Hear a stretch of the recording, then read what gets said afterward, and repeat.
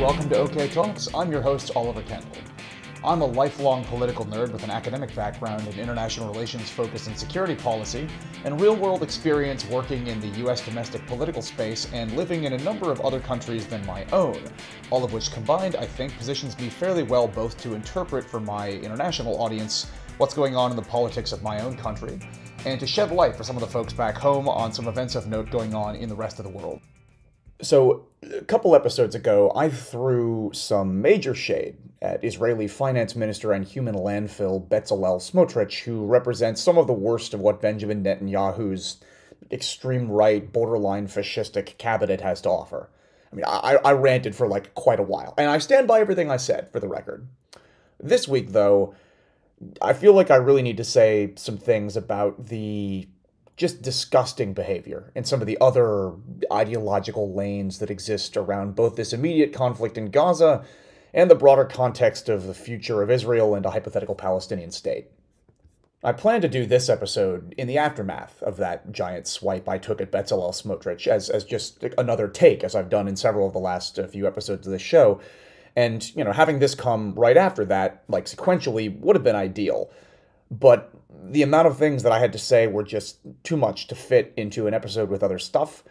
This has been part of the reason that I haven't talked on this show about the situation in the Middle East and the broader global implications of the current conflict in Gaza, maybe as much as my background and interests would hypothetically allow, with the exception of episodes 54 and 56 and some in episode 60. There's so much to say that I end up being stalled by the sheer quantity and then decide to not even try for that and other reasons. I can already sense that even just what I want to talk about today will be hard to fit into a reasonable length episode, so I'm going to have to just recognize here in advance that even doing this as a separate episode rather than as just a take that would go with several others, for the sake of time and organization, I'm not going to be able to get anywhere near close to addressing everything that I hypothetically would want to say about this. Now, because this episode is not coming directly on the heels of my tirade against Bezalel Smotrich and Netanyahu's far-right government more broadly, there are a few things that I need to just say off the top here. Firstly, because they're true and I believe them, but secondly, because, well, this is a deeply complicated and super emotionally charged topic. Passions are understandably running very high right now, and I'm guessing there is at least some subset of a hypothetical audience listening to anything on this subject that'll just find it really hard to hear anything else I say without also hearing these truths stated off the top, without me creating a context in which I'm talking about it. So I'm just going to lay this out point by point in no particular order before I get into the main bit of what I want to talk about today. So first, as I've said, I think probably in every episode where I've ever touched this subject, not all criticism of the state of Israel is anti-Semitic. Furthermore, writing off any and all criticism of Israel as anti-Semitic is super counterproductive and definitely undercuts legitimate claims of anti-Semitism where it does exist. Benjamin Netanyahu, I've also said rather a lot, is I think possibly the single worst human being in elected politics anywhere in the world right now, and if I had my way, he would be loaded onto a rocket and launched directly into the sun. And beyond just Benjamin Netanyahu, the government of Israel has done a number of things wrong. I don't think I need to spell them all out here over the long term in terms of how it's handled the Palestinian Arabs. It's also done a number of things wrong in the short term in terms of how it's handled this war in Gaza militarily, politically, and morally. It's made a bunch of terrible mistakes tactically, with the really horrible example of the strike on the World Central Kitchen workers the other day being, unfortunately, just the most recent. And it's also made what I see as serious mistakes strategically, not to mention morally and politically, particularly when it comes to gumming up the works in terms of providing aid, or how they have, or I guess in some ways have just kind of not bothered to administer the territories that they have managed to take back from Hamas, and the total failure to provide any sort of long-term proposed political solution that would give the people of Gaza the ability to hope for anything besides either continued armed conflict or military occupation or domination by a theocratic terror organization. As Richard Haass, the former chair of the Council on Foreign Relations, keeps saying, you can't replace something with nothing, and the hang on, we're busy fighting now, we'll figure out what happens afterward thing is just not working. Speaking of that need and failure to provide any sort of alternative for the people of Gaza, it has to be recognized by any honest broker here that they're going through hell. suffering a profound humanitarian crisis. I'm not going to call it a genocide, because in the same way that we shouldn't misuse the word anti-Semitism to dismiss even legitimate criticism of Israel, we shouldn't misuse and thus dilute the word genocide, which has a very specific definition that this situation, as outrageous as it certainly is, does not meet. Even the International Criminal Court threw out that frivolous case brought a couple months back by South Africa. But that doesn't mean, even if we don't use the word genocide, which I would argue, should not, that doesn't mean that the people of Gaza are not suffering an unbelievable trauma. Something doesn't have to be a genocide in order to be a totally unacceptable humanitarian catastrophe, which the situation in Gaza most certainly qualifies as. It's absolutely intolerable. Decent people everywhere in the world should want this to be over as soon as possible, should want civilians in Gaza to stop being killed, have their homes and their lives rebuilt, and most importantly, rebuilt in better conditions also than the horrible ones that they were experiencing before under the kleptocratic theocracy of Hamas and the resulting blockade imposed by Israel and Egypt. Like, the situation can't continue as is. Innocent civilians in Gaza do not deserve what's happening to them right now. They also, I would argue, did not deserve what was happening to them before October 7th. Like, we have to do better than just getting back to the way things were before the Hamas attacks that started this latest war.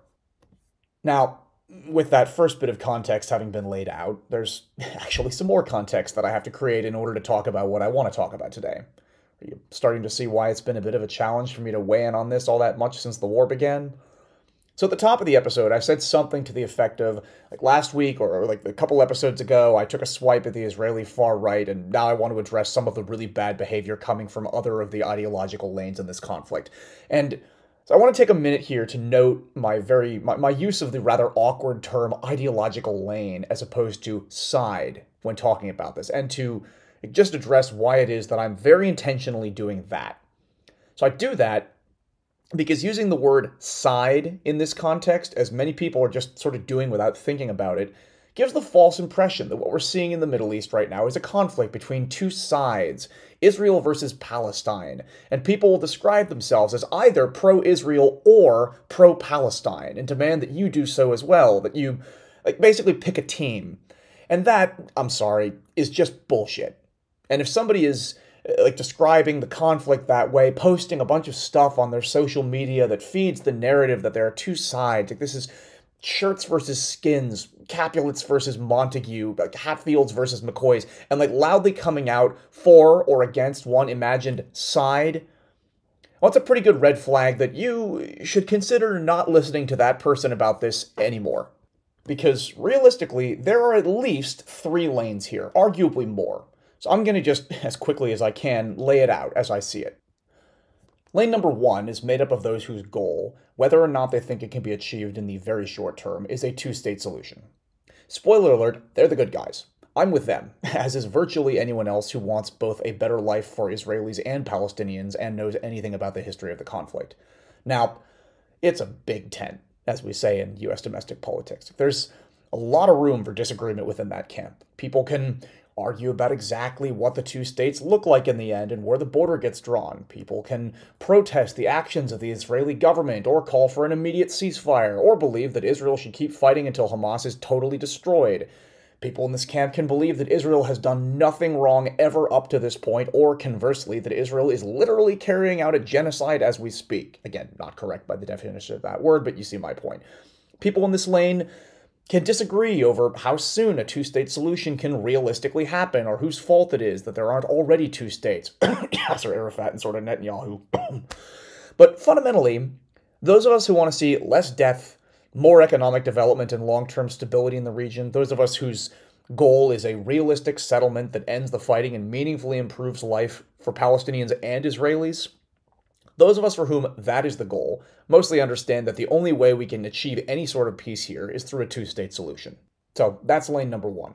Lane number 2 is what I'll call the anti-Arab or anti-Palestine one-staters, the Eretz Israel types exemplified by creeps like Netanyahu and his fascistic allies like the aforementioned Smotrich, who I attacked a couple episodes back. So this group of people support a one-state solution wherein the Palestinian Arabs never get a state. This would mean that they either continue to live under occupation in the West Bank and now perhaps again Gaza after this war, with their territory just continually shrinking to the point of oblivion due to more and more Israeli settlements. Or those people are eventually just ejected and forced to go somewhere else, presumably Jordan or Egypt. Unclear what the sort of anti-Arab one-staters would intend for the roughly 20% of full citizens of Israel proper who are Arabs, including friends of mine. Unclear what they would want to do with those people. But considering that the sort of anti-Palestine, anti-Arab one-staters are a lot of the same people who basically tried to demolish Israel's independent judiciary last summer, well, probably nothing good. Lane number 3 is what I'll call the anti-Israel, or, let's be real, usually anti-Semitic one-staters. This lane is made up of a couple of groups. Firstly, not all, but unfortunately a big chunk of the Muslim world, where citizens have, for decades, been the victims of propaganda by their own authoritarian governments who often use the existence of Israel to redirect their citizens' anger over domestic issues with their own governments outwards toward the Zionist entity. The second group in this lane is, again, certainly not all Muslims in the West, but definitely at the very least the more vocal Islamists.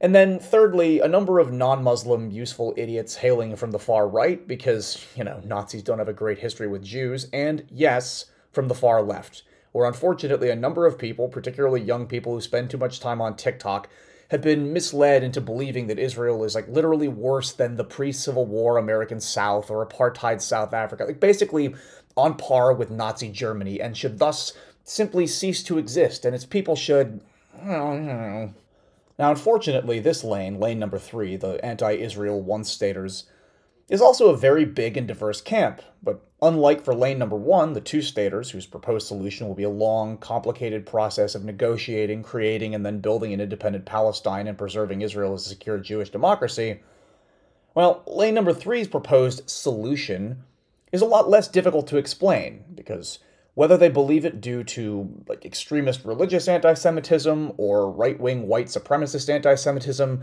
or because of a fundamental misunderstanding of history, something settler colonialism, buzzword, well, the members of lane number 3 believe that Israel is fundamentally evil, and that unlike all other countries, many of which were founded after Israel under sometimes just as messy circumstances, Israel has no right to exist. And the Jews of Israel need to be punished, either by being yet again expelled from their homeland and sent into exile, or just wiped out. I mean, seriously, those who chant, "From the river to the sea, Palestine will be free," or better yet, "From the river to the sea, Palestine will be Arab," either know they're calling for ethnic cleansing of the Jews of Israel, or have literally never seen a map of the Middle East and thus don't know which river or which sea they're talking about. Now, I suppose I should recognize, while I'm spelling out these lanes, the existence of a fourth one that I think increasingly is sort of a non-factor, but out of courtesy. Lane number 4 would be made up almost entirely of very idealistic folks on the left who reject the notion of a two-state solution in favor of a one-state solution, but neither the anti-Arab nor the anti-Jewish one-state solution proposed by lanes 2 and 3 as I described them. Rather, they call for the establishment of a single state that is a multi-ethnic democracy where Jewish Israelis and Palestinian Arabs live peacefully side by side. I think there's a pretty high correlation between people who, after October 7th, still believe this is possible, and people who believe that unicorns might be real, healing crystals actually heal stuff, and Marianne Williamson is a serious presidential candidate. But there are people out there who still believe a binational two-state solution is possible. I don't think almost any of them live there, but okay. This is at least a group of people who I think genuinely do have good intentions, even if their proposed solution is, in my view, a pipe dream, and I think spending too much time addressing it seriously is, actively counterproductive at this point. Before we continue, I want to just remind everybody who hasn't already done so to be sure to subscribe to the show or follow the channel or whatever it is on whichever platform you listen so you don't miss the next episode. Well, I guess if anyone is listening who falls into one of those lanes that I just actively insulted, they probably won't. Fair enough. But I hope the rest of you who believe in a practical solution and lasting peace in the Middle East will follow the show. And also please be sure to click like and leave a review and all that. It really does help with the algorithm. And most importantly, be sure to share the show with anybody you think might get something out of it. I have a feeling this episode in particular is one that, unfortunately, needs to be heard as widely as possible. So please do me a favor and do those things. I really do appreciate it. So, lest this entire episode become just me creating context all day without actually getting to what I wanted to talk about from the recent news, like I said off the top, a couple episodes ago I took a swing at members of Lane 2, the, Israeli far-right, anti-Arab Eretz Israel one-stater lane. This week, I really feel like I have to say something about Lane 3, the anti-Jewish one-stater lane. And right now, I'm not even talking about the actual foot soldiers of that lane. That is to say, Hamas and their less organized cousins, Palestinian Islamic Jihad. Oh, I could talk about the fact that they blew up another ceasefire deal right at the start of Ramadan, and more recently, I believe, turned down yet another ceasefire deal where they were offered something like 800 tried and convicted Palestinian prisoners in exchange for 40 Israeli hostages. I could talk about the fact that the past few weeks saw a bunch of Hamas and PIJ fighters yet again go back and hide inside of and start a fight from the Al-Shifa hospital, which, low-key violation of international law and the laws of war that resulted in a battle around, and unfortunately pretty comprehensive destruction of yet another hospital which should have been left as neutral territory. I could talk about the video that was just released of a PIJ terrorist who participated on October 7th, describing in cold detail how he raped Israeli women. But I'm not going to get into any of that this episode. In this episode, my primary focus isn't the literal foot soldiers of Lane 3, the anti-Jewish one-stater lane. It's their cheerleaders off the battlefield who I want to talk about today, particularly those privileged enough to be living in the liberal West where they wouldn't ever have to actually suffer under the brutal regime that would be set up by those who they are, whether intentionally or not, shilling for. That is to say, I want to talk in this episode about some of the really shocking and increasingly public anti-Semitism that's been on display in a lot of the world since the Hamas attacks of October 7th that kicked off this horrible war in Gaza. Now, unless I want this episode to last for days, I'm not going to be able to even scratch the surface of the tidal wave of examples of sometimes violent extremism and public anti-Semitism from people from the anti-Israel one-stater lane that I described earlier. That being the case, I think I'll just, in this episode, mention a couple of the recent examples of serious anti-Semitism from a lot of anti-Israel activists, and encourage anyone listening who wants to be an honest broker on this issue to look into more examples. Unfortunately, they won't be hard to find. Now, as I've mentioned previously on this show, even before October 7th, Jews, who, by the way, make up just 2% of the American population, were the victims of 60% of all religious-based hate crimes in the U.S. in a given year. And the U.S. is, by the way, better about this than even most of the rest of the liberal West. And in every country that tracks this sort of thing, incidents of anti-Semitic hate crimes have shot through the roof since October 7th. The first example that I want to point to here is the behavior of a bunch of the protesters outside the giant fundraising event that President Biden held in the last couple of weeks with former Presidents Obama and Clinton. Now, to be fair, there have been tons of examples of anti-Israel protests going way too far, vandalizing Jewish-owned businesses, chanting calls for violence, etc., but I want to point to this one example, partly just because, it was a high-profile event and got a fair amount of attention, and also, it, for me, just sort of crystallized this whole issue. So basically, at this event, protesters outside harassed and sometimes got violent with people who were trying to get to and leave the event, and I'm actually just going to play some of the audio of one woman who I believe it's been confirmed is Jewish being harassed on her way out of the event. So, heads up, there's some language in here.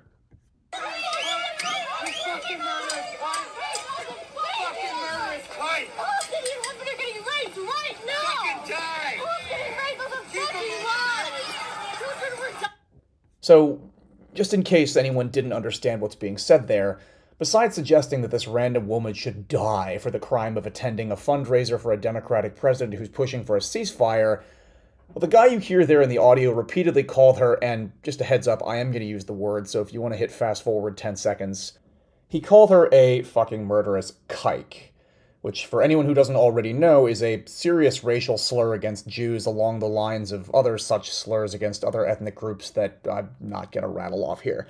I apologize for using the word, but I think it was necessary for those who maybe didn't understand what was happening there or weren't aware of it.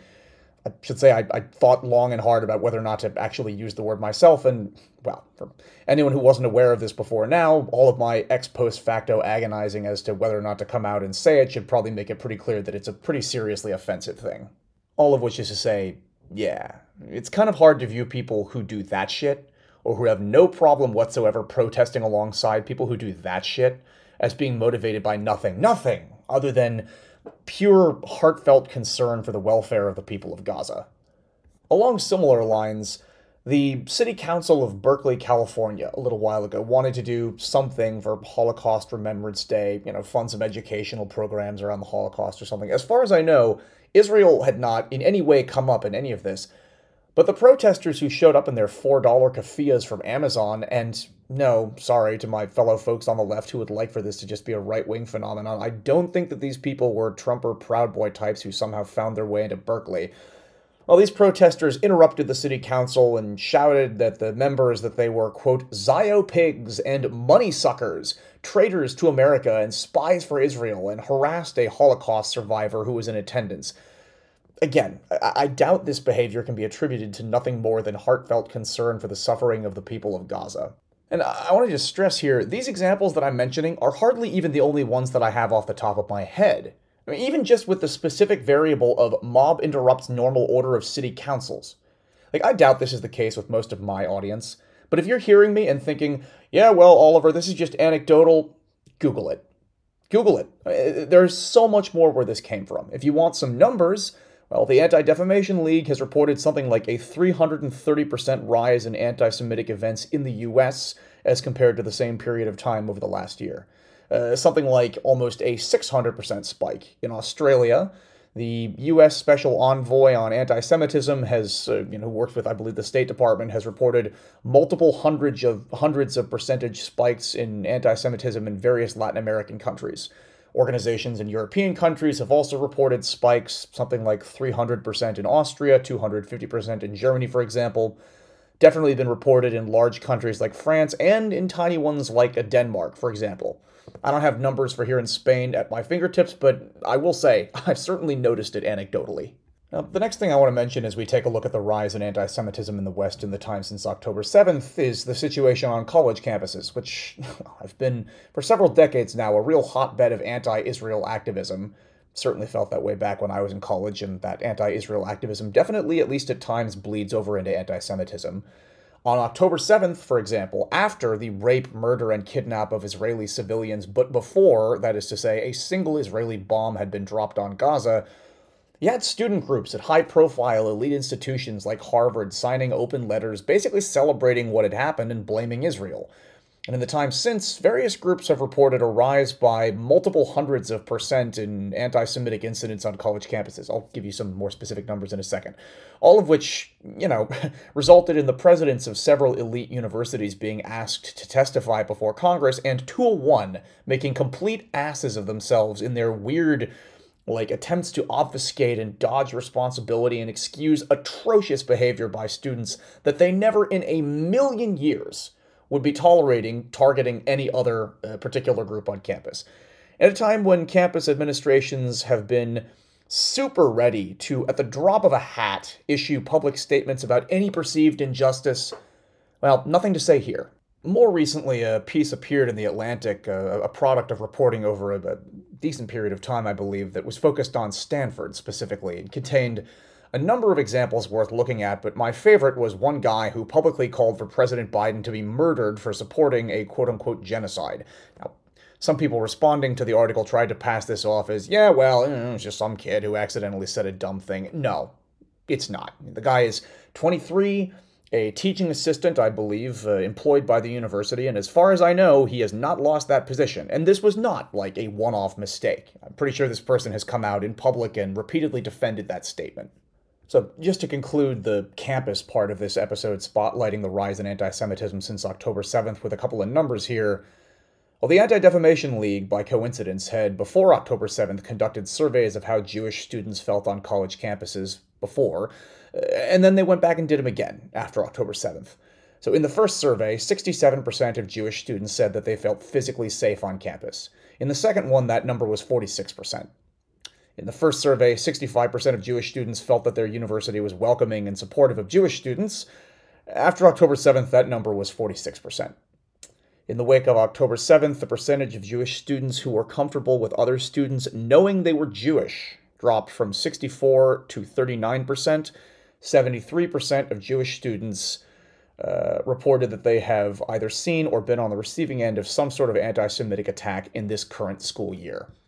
In another education-related issue here, a giant teachers' union in Massachusetts, a union that represents more than 100,000 people, mind you, hosted an event put on by a couple of extremist anti-Israel professors. And no, the fact that they also invited somebody from the weird fringe group Jewish Voices for Peace does not in any way undercut my characterization of the professors as extremist anti-Israel. Seriously, just Google JVP or read the Anti-Defamation League's blurb about them. They are, not above board at all. So, right, this union hosted an event with a couple of extreme anti-Israel professors, one of whom, several weeks after the October 7th mass rape, mass kidnapping, and mass occur, had written an op-ed basically cheering about the attack.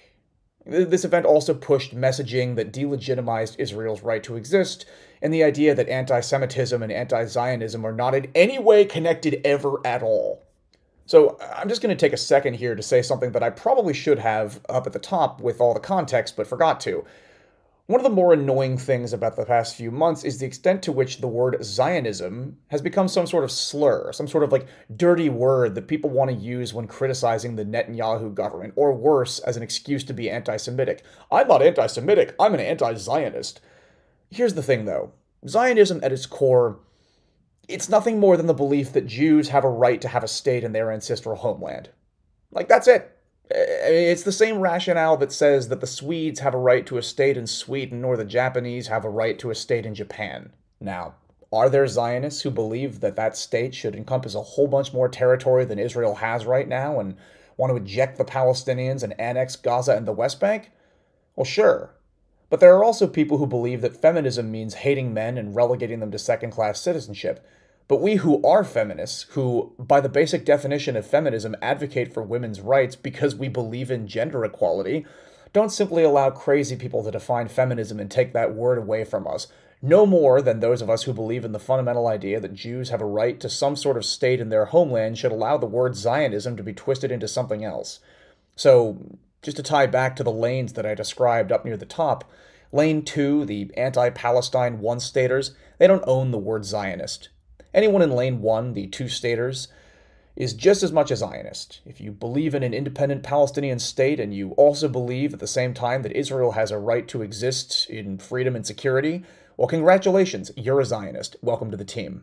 Sure, there are different, tribes among Zionists, but at its core, Zionism today means believing that Israel has a right to exist. Full stop. That's it. With that being the case, I would argue that being a Zionist doesn't even, preclude one from being uncomfortable with some of what happened around Israel's founding. The United States, hell, basically every country in the Americas, and many countries in other parts of the world as well, exists basically as the product of having come to a territory they didn't have a lot of real claim to, oppressed or eliminated the natives, and then built the country on the back of slave labor. It's way worse than anything Israel's founders are accused of having done. And in Israel's case, well, Jewish people were actually indigenous to the region, and many already lived there and had done so for 800 years prior to having been kicked out the first time.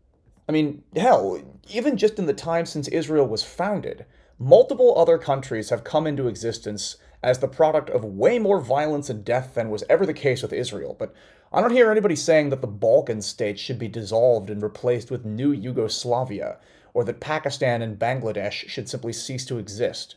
If you're not at least a little uncomfortable with how most countries came into existence, well, you're either a sociopath or don't know much history. And none of this is meant to gloss over the problems with the founding of Israel or to excuse what's happened with the Palestinians in the time since and what's happening in Gaza right now. But it does seem that only in the case of this one country is it considered an acceptable political position that, yeah, I think that country should be abolished. So is being quote-unquote anti-Zionist the same as being anti-Semitic? Well, maybe not always, but you gotta try real hard to not see at least a bit of a correlation there. All of which is to say, just to tie back to where we came from before I move on, yeah, I would say that an event hosted by a teachers' union with more than 100,000 members, put on by someone who wrote a column salivating over October 7th and pushing a narrative that there is no correlation ever between anti-Zionism and anti-Semitism, and encouraging teachers to push that narrative on the kids in their classroom, well, yeah, I think that certainly does belong up on the shelf with all the other examples of the rising tide of anti-Semitism in the Democratic West. So, I'm going to try to have this episode not go on much longer. There were like two more things that I was planning to talk about. Like, I originally planned to circle back to something I started discussing back in episode 56 of this show about the way the war in Gaza is being covered in the press, but I think I'll keep this one focused primarily on the spike of anti-Semitism since October 7th rather than on the war itself. Maybe I'll do a spin-off episode. But before I wrap up here, doing this episode about the, again, rampant and rising anti-Semitism that's been showing itself lately, I'm just sort of anticipating a couple of questions that somebody might ask me after hearing what I've said so far, or questions people actually have already asked me in other contexts. So I want to just head a few of those off at the pass right now.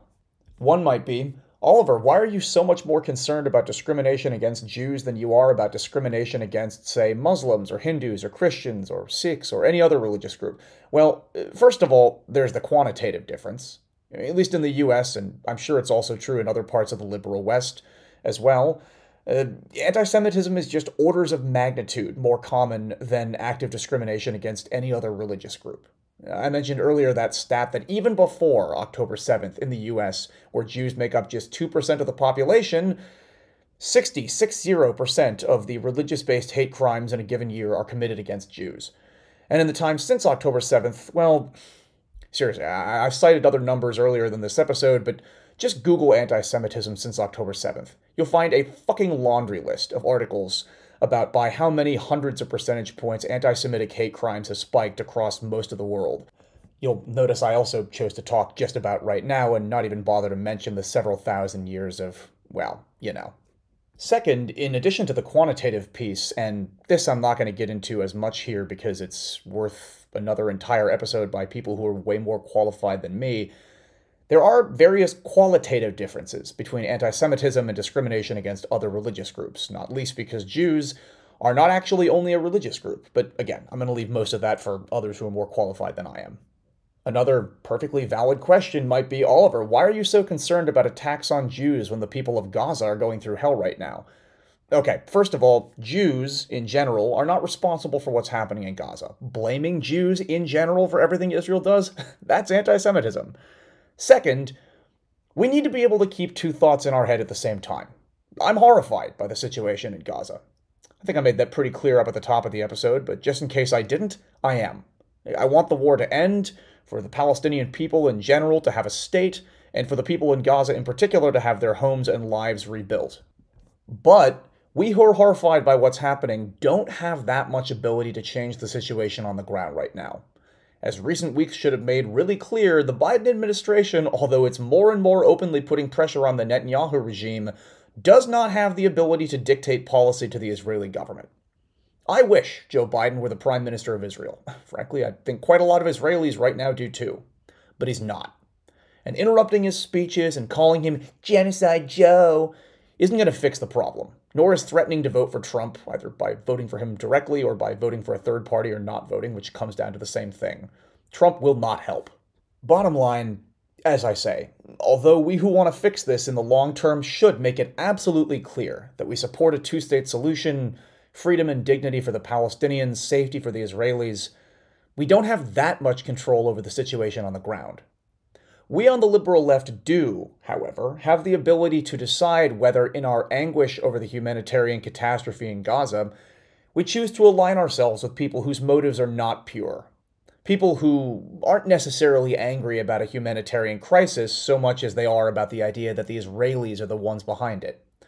People who would call the current situation a genocide with the implication that that's a bad thing, but then suggest that the 7 or so million Jews of Israel from the river to the sea, quote-unquote, should be expelled if not exterminated. People whose rage about the situation is not over the fact that it's happening so much as the fact that it's happening to the people of Gaza rather than the people of Israel. People who cheered on the rape, torture, kidnapping, and by-hand murder of more than 1,000 Israeli civilians, or at least justified it as some sort of glorious act of resistance, or are trying to whitewash it in retrospect now. And if your response to that is, oh, Oliver, not everyone out there protesting Israel right now is like that, yes, granted, I'm not saying they all are. But enough are that it's worth paying attention. And it's worth all of us on the liberal left, progressives, whatever word we want to use to describe ourselves, taking an affirmative stand and saying, I'm with the innocent Palestinian Arab civilians who just want a better life and to no longer be in a war zone. But I'm not with Hamas. I'm not with protesters from New York to Sydney chanting "Gas the Jews" or "Bomb Bomb Tel Aviv," or any flavor of the "from the river to the sea" thing. And although I may be left of center, I am not with weird fringe leftists using academic buzzwords to try to delegitimize the very existence of the State of Israel, and in so doing imply that the people don't have a right to be there, with whatever implications may follow from that logic. All that should not be a difficult position for us to take, and shame on us if it is. Not all criticism of Israel is anti-Semitic, but it shouldn't be that hard to deplore the humanitarian nightmare in Gaza without being anti-Semitic, or aligning with people who, if we're honest with ourselves, pretty obviously are. Because really, if someone's demonstration of solidarity with the people of Gaza involves, picketing the Holocaust Museum, or harassing Jewish students on campus, or tearing down posters of Jewish hostages, or spray painting swastikas on synagogues, or tossing a brick through the window of a local Jewish-owned business, well, then let's be real. It was never just about the policies of the Netanyahu government or the suffering of Palestinian civilians. Probably there's also something else going on there. And we have several thousand years worth of history to give us a hint as to just what it might be. That's it for this episode of OK Talks. If you like the show and want to make sure not to miss the next episode, be sure to follow on whatever platform you listen, or shoot me an email at oktalkspodcast@gmail.com to be added to the email list. I just want to reiterate what I keep saying in every episode. Please do feel free to reach out to me if you have ideas for the show, a topic you'd be interested in hearing me weigh in on, somebody you think I should have on. I can't always promise that I'll be able to answer or very quickly, but I do mean it. I'd love to hear from you. oktalkspodcast@gmail.com. If you really want to do me a solid, please do go ahead and share the show with anybody you think might get something out of it. To anybody who already has, thank you. To anybody who will, thanks in advance. Thanks as always to Nate Wright for having designed the podcast artwork, and to everyone else for listening.